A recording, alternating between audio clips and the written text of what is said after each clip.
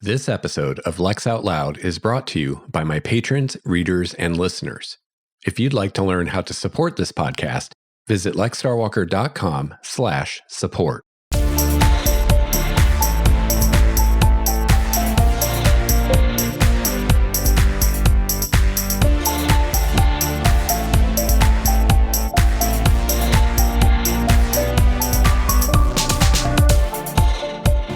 Hello and welcome to episode 47 of Lex Out Loud, writing science fiction. I'm your host, Lex Starwalker, and this show is a chronicle of my journey as a science fiction novelist.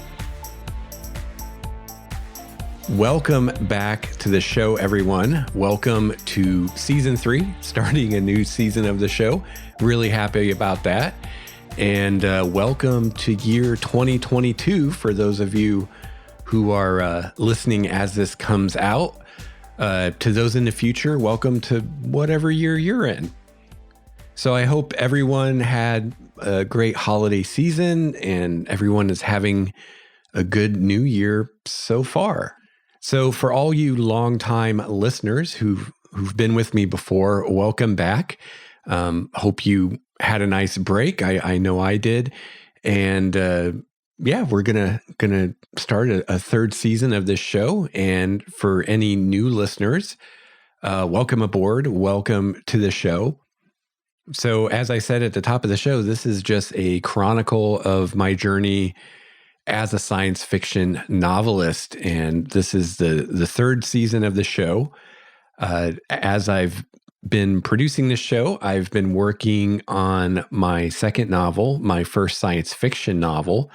My first novel was an urban fantasy, and been taking you along for the ride. So season 1 of the show copied a lot of world building as I was doing world building for this novel I'm writing, and actually a series of novels that I plan to write.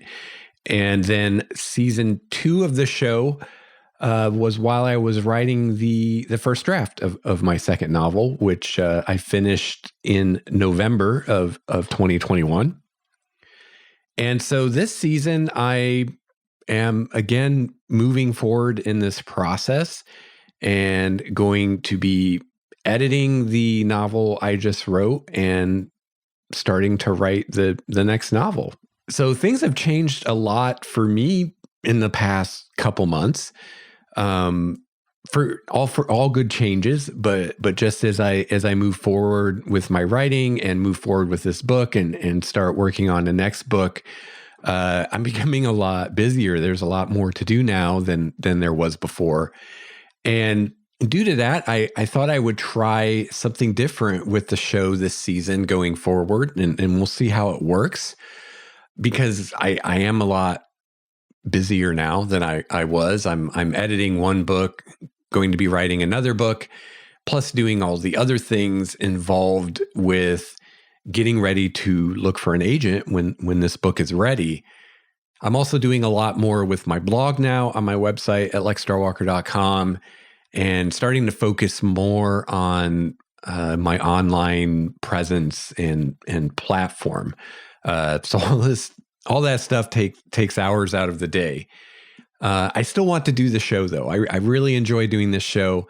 It's a lot of fun, and I want to, give a little back to the universe for all the help and all the help I've received and all the things I've learned from other people. I think it was J. Michael Straczynski in his book on writing said something along the lines of he thinks it's important for a writer who's successful climbing that ladder of success to reach down and help out someone below them on that ladder. And I think that's true no matter what we're doing in life, but certainly when it comes to writing, no one succeeds or gets where they're trying to get completely on their own. We all get help and assistance from other people, whether that's, someone actually helping you out or just things you learn from other people. So it's only cool to turn around and help someone else out. Now, I'm by no means a quote successful writer yet. I mean, I'm successful in that I'm writing and completing novels that don't completely suck, but I don't have an agent. I don't have a publisher. So I haven't quote made it yet.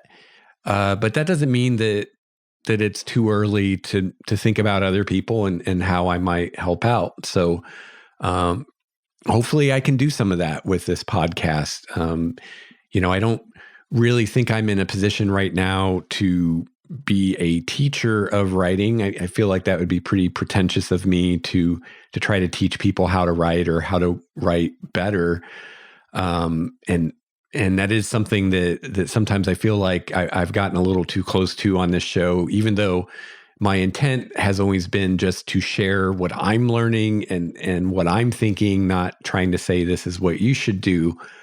But even so, I worry that sometimes this show sounds a little too pedagogical, like I'm trying to teach writing, and I don't think I'm qualified for that. And even if I am, I don't have the pedigree to back it up. So, there's no way to prove to you that I'm qualified to do that, even if maybe I am. And it would, I think, come off as pretentious and arrogant for me to do so. Yeah, I think that's enough about that. So I'm trying to refocus this season and try to move away from that kind of stuff and have this be more of just a chronicle of my journey. But I think it can still be helpful to other writers out there, if only to hear what someone else is going through, what someone else is thinking. Writing in a lot of ways is a very solitary endeavor. We spend a lot of time by ourselves in our own heads. And it can often feel like you're the only one who's going through what you're going through or feeling what you're feeling. And I know as a writer myself, I've listened to other podcasts and read blogs and things by writers who also have not quote made it yet and then later do make it. And I have found that very encouraging just to hear these people who now are successful have had the same thoughts and the same problems and the same challenges that I have. So yeah, hopefully one day I will be successful and then, this will kind of be a telling of the tale of how I got there, and maybe people will be able to learn things from that, or at least see that we all struggle and it's not easy for any of us. And, maybe hearing about, my difficulties and the things I struggle with will inspire someone else or encourage someone else who maybe needs it. So I still want to do the podcast, but the way I've been doing it takes a lot of time and more time than I really have now. So I'm going to approach the production a little differently. Now, to you listening to this, it may not sound very different or even different at all. I'm not sure. Hopefully it won't. Hopefully it won't be a huge shift for you, the listener. But I think if there is a difference that you notice, it may seem a little more off the cuff, a little more stream of consciousness. Hopefully I won't ramble too much. But really one of the big things is, instead of sitting down and writing a script, which is what I've done for the most part in the past, I'm instead just going to maybe outline some topics I want to talk about, not write out everything I'm going to say. And then the other thing is, I'm not going to so much plan the episodes as much. I'm going to have some ideas of things I want to talk about, and I'm going to talk about them until I run out of time. And then we'll put a pin in it and come back to the discussion the next episode. So for instance, today I have a list of topics that I thought about to talk about that I know there's no way I'm going to fit it all in an episode. I'm not sure how much of it I will fit in an episode. So the other thing that will be different is I won't so much be telling you at the beginning of the episode necessarily what this episode's going to be about, because I don't know as I'm recording it how much of this I'm going to get to. But you'll be able to go by the title of the episode and the written description within the metadata of the episode and on the website to let you know what the episode's about. Because once I'm done recording it, then of course I'll know what it was about. But as I'm talking to you right now, I have no idea how far I'm going to get today. All right. So a lot of times at the beginning of the show, I like to talk about things I'm reading right now, things I'm watching on TV, just to let you know kind of what I'm into, what I'm doing for fun, and also suggest to you things that I like in case you're looking for a good book to read or something entertaining to watch on TV. Don't have anything really new to talk about today for those of you that have listened to the show before. But I'll go ahead and quickly mention what I'm doing. Right now, I'm reading the book To Sleep in a Sea of Stars by Christopher Paolini. I actually just recently read that this last fall for the first time. Really enjoyed it. I read it on Kindle, and I got the, after I'd finished it, I got the illustrated hardback version, which I'm now reading. So I'm reading this book for the second time and really enjoying it. It's a very entertaining space opera. So if you're looking for a good space opera, I highly recommend it. Also saw from Christopher Paolini on Twitter just the other week in response to a question a reader had tweeted at him. He said that he has written a second book in this universe, the fractal verse is what he calls it, and that he anticipates that book will be out sometime this year, 2022. So that's really all he said. But going by that, I assume the book is completely written and edited at this point and is in the hands of the publisher and going through the publication process if he's able to say it will be out this year. So that's pretty cool. Unfortunately, with COVID right now, everything's up in the air as far as when things come out. There's some issues in the publishing industry right now with supply chains and paper and all this stuff. So I imagine that's part of the reason he couldn't give an exact date of when this book will be out. But hopefully sometime this year, 2022, we'll have another book. Personally, I'm really hoping that it picks up where the first book left off with the same main character, because I would really like to see what happens with her next. There definitely, she'd started a new adventure, you could say, at the end of the book. So I'd really like to see that. But to my knowledge, Christopher Paolini hasn't divulged exactly what this book will be about. But whatever it is, I'm sure it'll be cool. So I'm looking forward to reading that too. As far as what I'm watching right now, I think 6th season of BattleBots just started a couple weeks ago, I think. And I've been watching that. I'm a huge BattleBots fan. I love it. It's the only quote sport that I watch. But I really love it. So if you've never checked that out, highly recommend it. I think it's on Discovery Channel. I don't know. I don't watch like regular network TV anymore, so I'm not sure what network it's on. I think it's on Discovery. But they also have a YouTube channel where you can see some of the older fights and stuff. If you just have never seen it before, you have no idea what it is. And if you don't have Discovery, I think that's where it is. Go check out the BattleBots YouTube channel, and you can see some fights there and see what it's all about. It's really fun stuff. And also, I guess this is the month for me of returning to favorites, because in addition to rereading a book, I'm also watching a TV series again. I'm watching Only Murders in the Building again. I just love that show. In fact, I was just saying to my wife the other night, we were watching it, that I feel like I could binge watch this show every week, like watch the whole thing every week. If I had the time to do that, I feel like I could. I feel like it'll never get old. I'm watching it the second time. All the jokes are still funny. And it's just such a well-made show. Every little thing in it is very intentional. So every time I watch it, I see things that I missed the first time, little clues that are there. And I don't know if I'd call them Easter eggs, but just things that are there in the show that you don't really necessarily notice unless you're really paying attention or you've seen it a few times.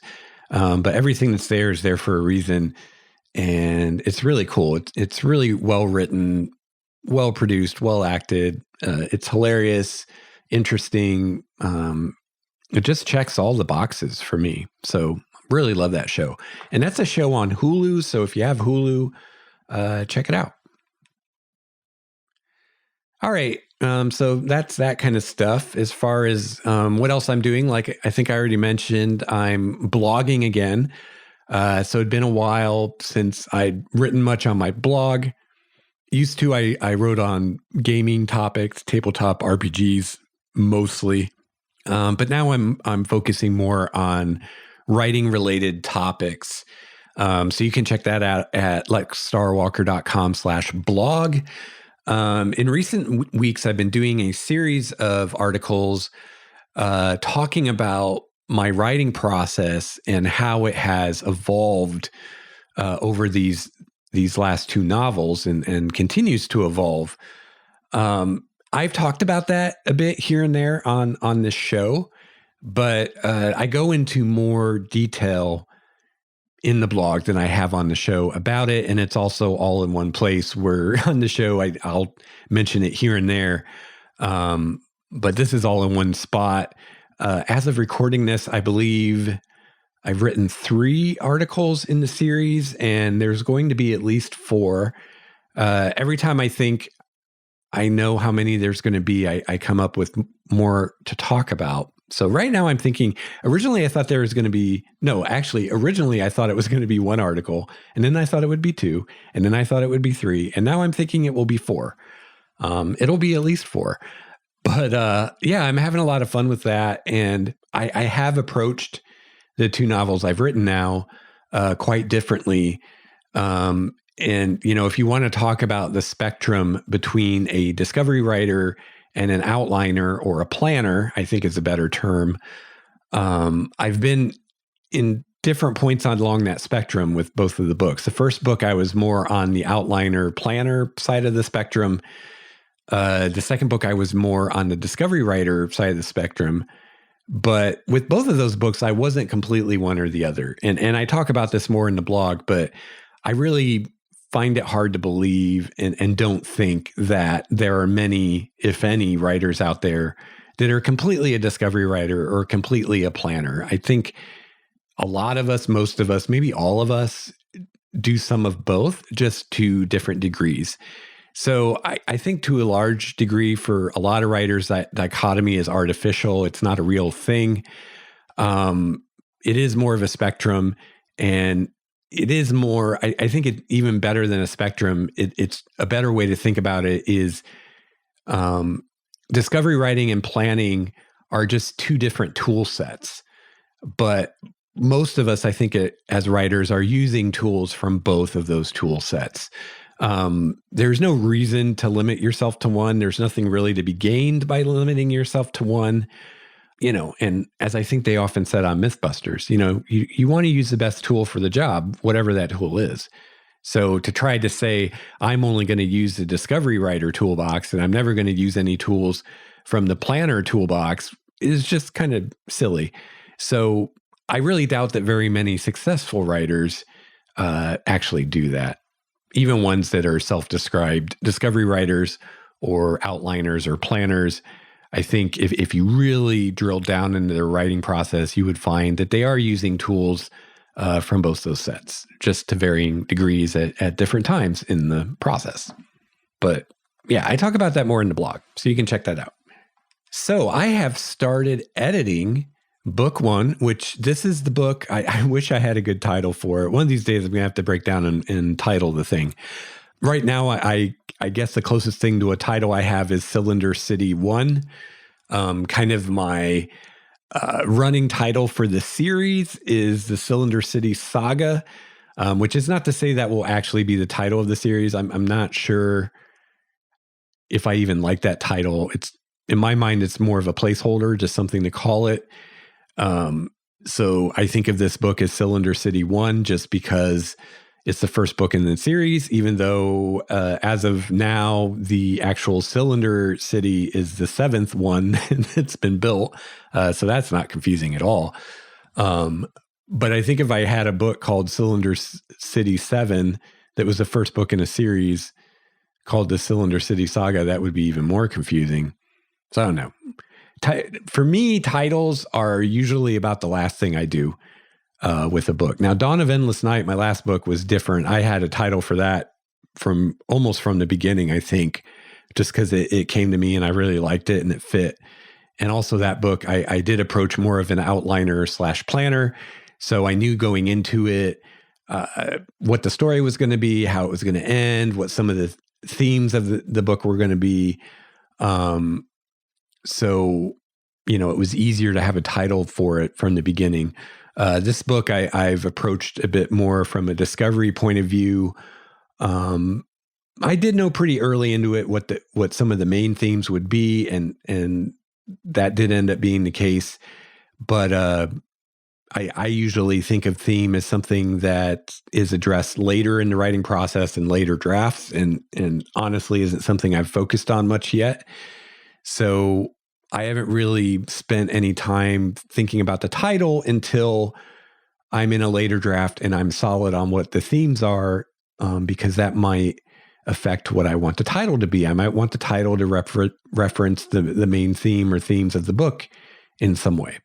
So, right now the running title, Cylinder City 1, is really just more a description of the setting than anything. It doesn't have anything to do with the plot, and it doesn't have anything to do with the theme, and it doesn't even have to do with the characters other than the character of the city itself, which I very much do view as a character in my book. But anyway, this book I've been talking about all this time on the show that I've been working on, I am now editing it. So I finished the first draft in November. I took 6 weeks off before I started editing, and now I'm editing. And at this point, I'm a little over 25% of the way through it, working on the second draft. So as I said, I took a 6-week break after I finished the first draft before I started editing. I literally took the manuscript and put it in a drawer and didn't look at it for 6 weeks. I'd love to say I didn't think about it for 6 weeks. I tried not to, but I did. I couldn't stop myself from thinking about it at all. But I did, when I did think about it, try to focus my thoughts on what I wanted to do with the second book and not dwell on what I'd just done with the first book. And the reason for that break, most writers will tell you that it's an important thing to do. And the reason just simply is to give you some distance from what you just did. That has probably a few benefits. One benefit of that is it gets it out of your mind a bit, so that when you go to edit and you go to read it, you can more see what's on the page and not so much what you think is on the page or what you meant to put on the page. You can kind of forget some of that stuff, hopefully. So it's easier to see mistakes. It's easier to see things that are missing that you thought were there. It's easier to approach it more like something someone else wrote instead of something you wrote. And that distance can really help see the flaws in it as well as see what's good about it, and can help you kill your darlings, as I think it was Hemingway famously talked about, which are things that you put in the book that you're in love with, but actually don't serve the story and need to go away. And those things can be really difficult to remove, especially if you really liked it or you really spent a lot of time and work on it. So the more distance you have from it, the easier it is to do. And as I said, it's easier to see the flaws. It's easier to see things that aren't working or that you don't like. And it's also easier to see what's actually good about it and what you do like. Modesty is something that's valued in our cultures. I think most, if not all, human cultures, but definitely in my culture, modesty is seen as a good thing to have. You want to be humble to some degree. There's definitely such a thing as too much humility. That turns into lack of self-confidence pretty quickly. But you don't want to be arrogant, especially, if a writer at my stage in the game, maybe if you're Stephen King, or even Brandon Sanderson, you can be a little arrogant because you've proven that you know what you're doing. But even those guys, I'm sure, would agree that there's always room to grow and improve. So I would bet that even they try to avoid arrogance.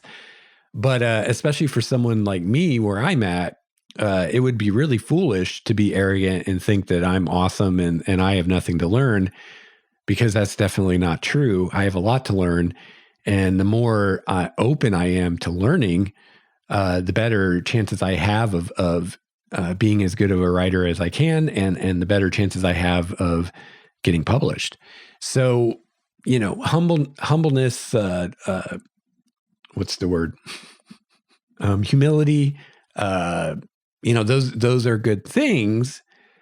But as writers, oftentimes, unless we are arrogant and we do think we know everything, which I've met writers like that, but unless we're like that, a lot of times we tend to be our own worst critics. And a lot of times we're more critical of our work than is warranted. And a lot of times there will be really good things going on that we don't see, or we won't admit, or we don't think it's as good as it is. And so we're biased in that way, in that we may not notice what's actually really good in there, because we're so focused on all of our flaws and all the weaknesses we have and all the things we know we don't do so well. So taking that time away helps a lot with that. It helps you approach it more as something someone else wrote, and have that kind of objectiveness as you're reading it, and helps you see, this is actually really good, or the way I wrote this scene is really good, or, I really like this part, how this came out, or whatever. Where if you just start reading it right after you finished, it's harder to see those things. So I took 6 weeks off, which I believe Stephen King said was kind of his minimum. So I thought that's what I would do. And I actually assumed kind of that I would end up taking more than 6 weeks off. I was thinking it would be more like 2 months. I figured I'd just be lazy and not want to get editing, and I'd want to do other things, or maybe I'd get started on the next book or whatever. But it turned out that taking 6 weeks off was really difficult for me. The day after I finished it, I wanted to jump in and start editing it. It was actually really challenging to keep that thing locked away in the filing cabinet for 6 weeks and not start tinkering with it. It reminded me of when I got out of college. I got a degree in anthropology, and especially final exams, I was so busy all the time, studying. The thing about an anthropology degree is, when I took exams for my anthropology classes, most of the exams were essay questions. We might have a few short answer, little to no multiple choice, but 75, 80% or more of the exams for every single class I took in anthropology were essay questions, where you had to write multiple page essays in answer to whatever the topic was. And that was your exam. So those are pretty brutal to study for and prepare for. The exams themselves are pretty taxing, because you're writing numerous essays and you have a time limit. So I remember, every year, or every semester, I should say, for exams, for a few weeks, I got little to no sleep. Every spare moment was spent studying. And even when it wasn't exam time, every spare moment was spent studying. I was taking Spanish while I was getting my anthropology degree. I always had Spanish flashcards I'd made on note cards in my back pocket. And anytime I was standing in line somewhere or had a spare minute, I was studying those, just constantly studying, constantly moving. Even now, about the only time I just sit and eat and don't do anything else is if I'm at a restaurant. Pretty much any time I eat at home, either my wife and I will watch something on TV while we're eating, or I'll read a book, or I'll read emails or read the news online or something. Like like I said, unless I'm in a restaurant, I don't sit there and just eat and do nothing. Like I'm always multitasking, even when I'm eating. And that's just left over from those college days. But I remember when I first got out of college, when I graduated, I didn't know what to do with myself. I suddenly, I went from every spare moment of every day, I had 5 different things I needed to do to I had a job and I was looking for other jobs. I still had stuff to do, but compared to where I had just been, it felt like I suddenly had all this free time. I had nothing to do with myself and I felt lost. And that's how I felt after I finished this first draft. I didn't know what to do with myself. I was used to writing every day. And, I not only wanted to take at least 6 weeks away from the book before editing to get that distance like I was talking about, I also wanted to take a couple weeks of a true break before I started working on the next book. I just wanted to take a couple weeks off to rest and recharge because I knew this next year was going to be pretty grueling with all the stuff I'm planning to do. And I knew I was going to be very busy.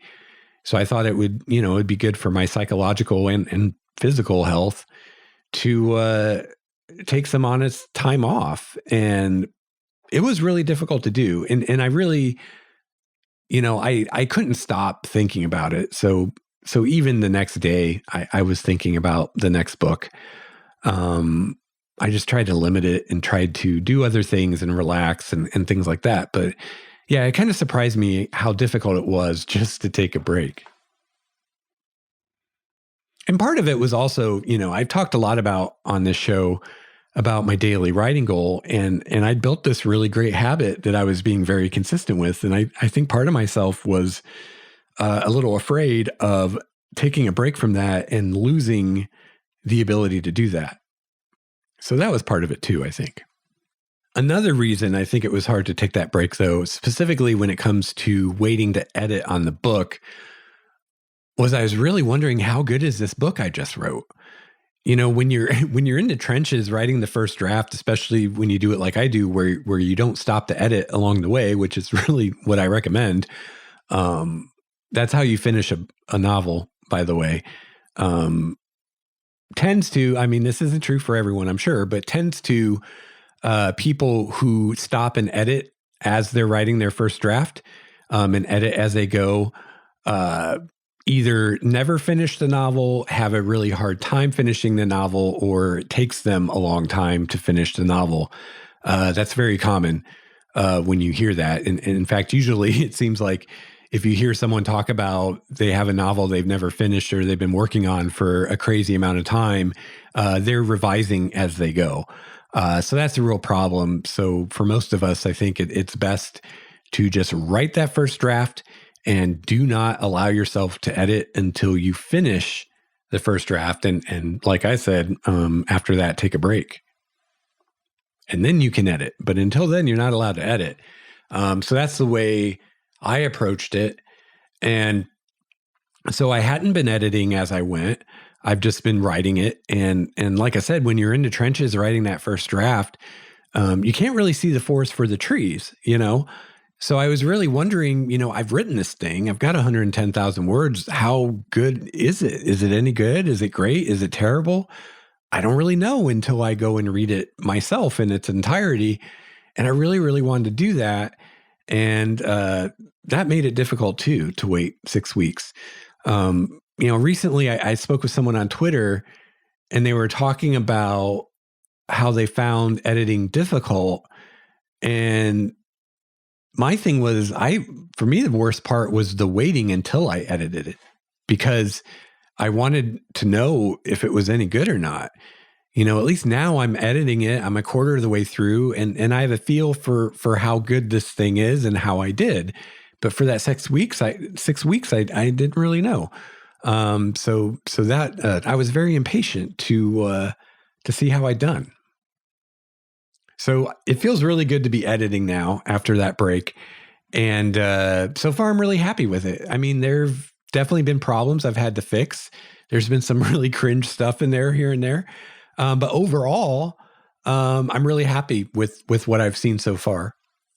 And, it just occurred to me, that's another benefit of the waiting, I think, at least for me, is now I'm excited to edit. Now every day, I can't wait to get to editing. I'm looking forward to it, where maybe if I started editing right after I finished writing and I didn't get a break, maybe after a while it'd be a chore to edit. And right now it's a joy to do. I love it. I look forward to it every day. So there have been some things about the process so far, doing the second draft, that have been challenging. And one of the biggest pains in my butt so far have been in the beginning of the book, in the first, 6 or 8 chapters or so. There are a lot of redundancies, and it's been a lot of work not finding them. They're easy to find, but taking them out and deciding which of, the 6 times I described a given thing is the best description, which one I want to keep, and then which of those 6 times is the best thing to describe the thing, and all of that. So I talked about this a lot in future episodes. In past episodes of the show, I talked about how I started writing this book. In the beginning, I wasn't sure exactly what I was doing story-wise. And so I started out, I just took ideas I had, and I would just start writing that idea. So basically, what I was doing was take like the first 8 chapters of the novel, and I wrote those in a random order. So maybe the first chapter I wrote ended up being chapter 3. And maybe the second chapter I wrote ended up being chapter 2. And maybe the third chapter I wrote ended up being chapter 6, and so on. So I just had these different ideas. And each day I would start writing about one of those ideas. And each of those ended up becoming a chapter in the book. And then I later, once I figured out what the story was going to be, or kind of where I was going, then I decided which of those to use, which not to use, and what order to put them in. And quite a few of them ended up not going in the book at all, and kind of went off to the side for possibly a prequel story in the future. And because of the way I was doing that, I knew I was doing that at the time. I knew I wasn't writing these in chronological order. And when I was writing them, I didn't know what the first chapter was going to be. I didn't know how I was going to start the book. So each of these, let's say 6 chapters that I wrote, I approached each of them as I was writing them as if it was the first chapter of the book. So imagine having the first 6 chapters of your book, but each chapter is written as if it's the first chapter. So each chapter introduced my main character, introduced her family history, introduced the fact that she used to live in a different cylinder and is now moving to this cylinder, introduced the differences between the 2 cylinders, introduced the setting and what the cylinder is like, and all this stuff. I did all those things numerous times in each of these chapters. Now, obviously, in the finished novel, we only want each of those things in there once, because, it gets really annoying to keep reading the same thing over and over. So that's been a huge pain in the ass. And I've learned from that I never, ever, ever want to approach writing a book like that again. From now on, I'm going to start at a point and I'm going to go forward from there. And I'm not going to write things out of order like that, because that's just been a mess to try to fix. And I don't think I even completely fixed it in the second draft. I think when I go and start revising for the third draft, that I'm probably still going to find some redundancies that I missed, and I'm going to have to deal with it some more. So, and I know, a lot of people write a lot of different ways. So, again, I'm just talking about what works for me. I'm not telling you what you should do or what anyone should do. But for me, I never want to do it that way again. So I've decided in the future, I will just start at a given point and start going, and I will keep going forward from that point on. If at some later point I decide, I should have started this story earlier, I should have done other chapters before this, then I will make a note of myself of that, but I will wait to do that until a later draft. I'm not going to do that in the first draft so that I have multiple chapters introducing the same things. Because, yeah, that's been really obnoxious to fix. So actually, as far as what I've edited so far, that has been the hardest part. The most work has been dealing with those redundancies. Other than that, it hasn't been too bad. The edits so far have been pretty minor. Now, right now, I'm not so much worried about word choice and my prose and things like that. Right now, I'm focusing on continuity and the characters and the plot, and does everything make sense? Am I describing everything I need to describe? So I'm not worried about passive voice or adverbs or adjectives, or is this description as concise as it can possibly be? Did I use the best words here? I'm not worried about that kind of stuff. That will come. I'll start worrying about that in the third draft. But right now I'm just looking at the big picture stuff. Does the story make sense? Do the characters make sense? Are there any plot holes? Are there things that I don't describe that I should have? Stuff like that. So, other than those redundancies, there haven't been any huge problems that have been difficult to fix so far. There has been, as I said, some really cringe stuff, which makes me really glad that I don't let anyone read my first draft, because there's just some stuff in there that's embarrassingly bad, that I'm cutting out or changing. So yeah, when I wrote my last novel, Dawn of Endless Night, I let my wife read my first draft, and I would, as I wrote a chapter, I would just give it to her to read. So she was kind of reading it as I was writing it. And I don't know, I think back then I was so naive that I didn't maybe realize how bad the bad stuff was. So I wasn't embarrassed about it. I don't know. I don't really remember. It was a long time ago. But now I'm really glad that she hasn't read it yet. Now, she did read the first few chapters, which is where some of the really bad stuff was. So she did read some of it, which is embarrassing, but she said she doesn't remember. So hopefully that's true. So yeah, I would recommend, don't let people read your first draft. Wait till a later draft before you have people read it. So as I said, I learned an important lesson here that I don't ever want to approach starting a book like I did this one. The good news is, at least until someday in the future I decide to do something very different, for now, when I plan to stay in the setting I've created, I shouldn't run into that again, because, I won't, in future books, I won't be starting so much at square one as I was with this book. When I started writing this book, I had some really good ideas about the setting. The setting was pretty well fleshed out, but and I had some ideas for a main character, but that was it. I didn't have much in the way of additional characters beyond the main point of view character, and even the main point of view character wasn't as fleshed out as she needed to be for the story. And I really had no idea where I was going as far as a plot or anything like that. So it was a lot to come up with at the very beginning. And I struggled with it quite a bit, which I talked about in, I think, season 2 of the show. So you can go listen to that if you want to hear more about that, about my struggles with that. So, starting the way I did, which I called brute force writing, was just a way to kind of get over this inertia and just get going, because I started to worry that I was just going to sit there forever and not ever get started, because there was always more stuff I had to figure out. And I decided I wanted to just get going. And even if the first few chapters I wrote were terrible, at least I was writing. The good news is, okay, some of it was terrible.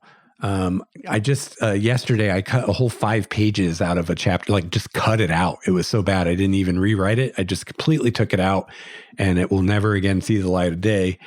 But I didn't have to cut out 6 chapters. I kept most of those chapters. There's at least something to work with there, even if it wasn't all great. So it wasn't even that much of a waste of time, which I was prepared to have to cut out, whole chapters of what I wrote to begin with. Really, the only downside was all the redundancies, because when I was writing them, I didn't know what the first chapter was going to be. And at the time, I thought it would be easier to put all those descriptions and those introductions in now and have to remove them later than it would be to not put them in at all and have to add them later. Now that I've edited it, I wonder about that. I kind of wonder if maybe it would have been easier just not to do descriptions and worry about that in the editing. I feel like that probably would have actually been easier. But on the other hand, writing those descriptions, it kind of like I wrote myself into the story, and I wrote myself into the characters, and I wrote myself into the setting, right? So at the time, it was helpful to me to write those things, even if now I had to cut a lot of it out, because a lot of it I did over and over and over again. But through that process, it did help me kind of get things straight in my mind. So I guess it was worth it. But going forward, hopefully it won't have to be like that, because now, like for instance, when I start thinking about the second book, my setting is even more fleshed out than it was before. And I now have a handful of characters that are very fleshed out, as well as some more characters that, I've introduced and, could be fleshed out more. So I just have a lot more to work with now than I did before, as well as now, these characters have more of a history to them. So I have a lot more already established that I can pull from when I write this next book. And then every book going forward, it's just going to be more of that. So hopefully I won't again be in this position where I end up writing 6 different first chapters and then have to put them all together. Cause yeah, that was challenging, but it's funny now that I talk about this with you. I'm not as against it as I was, because I was overlooking how much that did help me in the beginning, all that writing I did, even though I had to cut a lot of it out later, even though I had all these redundancies that I had to deal with. It really did help me get going to describe the city all those different times, and to describe Tia's backstory all those different times, and to compare the 2 cities all those different times. It really did help to solidify things in my mind and help me come up with more details. So I guess in that sense, it was worth it, even though when it came to editing, it made it a bit more difficult. So yeah, the editing is going well. Banging my way through the second draft.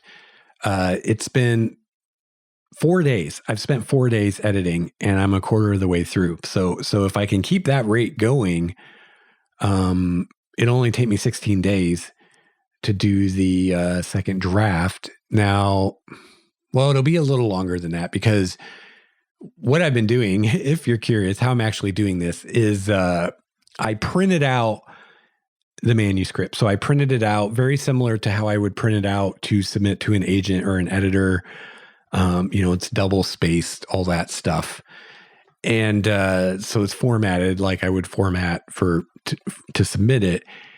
And then the only difference is that I printed it on both sides of the paper. I don't remember when you submit a manuscript if you print both sides or not. I don't think that even matters anymore, because you're going to be submitting electronically, so you're not printing it per se. All that matters is the actual formatting of the page. But I printed them off on both sides just to save paper. And yeah, I'm thinking the last book, Dawn of Endless Night, I think the first time I edited it, I printed it off one-sided, because I thought, well, then I have the back of the page to write notes. But I found out that, more pages than not, I didn't have those notes. There was enough room in the margins on the front and in between the lines because they're double spaced to write, whatever corrections I needed to write. So most pages I didn't need to use the back. So it ended up just being kind of a huge waste of paper. So this one I printed both sides. And what I do instead is I have a notepad with me while I'm editing. So, I'm reading a hard copy. I got my red pen, my red inked fountain pen. And, if it's just little corrections that I can just write right there on the double space page, I do that, or in the margin. If it's something larger, like a longer note to myself, or maybe I want to write a paragraph to add in or a paragraph to replace one that I just crossed out, then I have a notepad that I use for that. And then, I'll put, chapter 1, page whatever, add this. So that's how I do it. Like I'll make an asterisk on the manuscript where I want to add the thing. And then in my notepad, I write out what I want to add. Sometimes I write it out word for word. For instance, this morning, I had I had this scene and I decided I wanted to add some descriptions. And so in my notepad, I just wrote it out the prose word for word, what's going to go in there. There was another time where I decided I wanted to add a description, but I didn't feel like doing it right now. So I just made a note to add a description here, add a good description here. So that's what I'm doing. So I'm editing it on hard copy, and then I have this notepad for notes. And then once I've gotten through the entire book that way, I will then take the notepad and the marked up hard copy, sit down at the computer and make all those changes in the digital document. So that will probably take a few days to do. I'm not sure. It may not take that long because that kind of thing, it's basically data entry at that point. And I can sit and do that for 6 hours or even 8 hours, no problem. Sitting and actually doing the editing, I can only do that for about 2 or 3 hours before I have brain drain and I need to stop, at least for a few hours, take a break. But yeah, once I'm just putting the stuff into the computer, that's just data entry. I could do that all day long. The only limiting thing there is when my back and my neck start to get sore from just sitting at the computer too long. So, yeah, I'm not sure how long that'll take, but yeah, it's not going to, it's a matter of probably 2 or 3 weeks, month tops to finish this second draft. And then I'll turn around and do a third draft, and then start sending it out to alpha readers. And yeah, I think I'll probably do an episode at some point about my revision process and kind of what I'm doing with each edit and how many edits I plan to do, because that might be interesting to people. But yeah, that's a topic for another day. So yeah, the editing's going well. Right now I'm just kind of putting together ideas for the second book. I'll talk more about that in a future episode, but I haven't actually started writing the first draft of that. I was originally thinking that I would write the first draft while I was editing, but now, seeing how quickly the editing is going, I think I'm just going to focus on that and get that done and get to the point, get the third draft done, so I can send it out to alpha readers. And then while I'm waiting to get it back from the alpha readers, which, may take a few months, who knows, then I can start writing the first draft of the next book. Also, part of the alpha reader process will be hopefully joining or creating a writing group. And so that could take quite a while. Right now, the book has 39 chapters. So hopefully I can find or create a writing group that's willing to do more than one chapter a week, because otherwise that would take 39 weeks. That'd be over a year. I don't want to take that long with it. So yeah, hopefully I can find a hardcore writing group that's willing to do, maybe 2 or 3 chapters a week or something. But yeah, so that the alpha reading process will take a while just to get that feedback back, and then I'll do more revisions.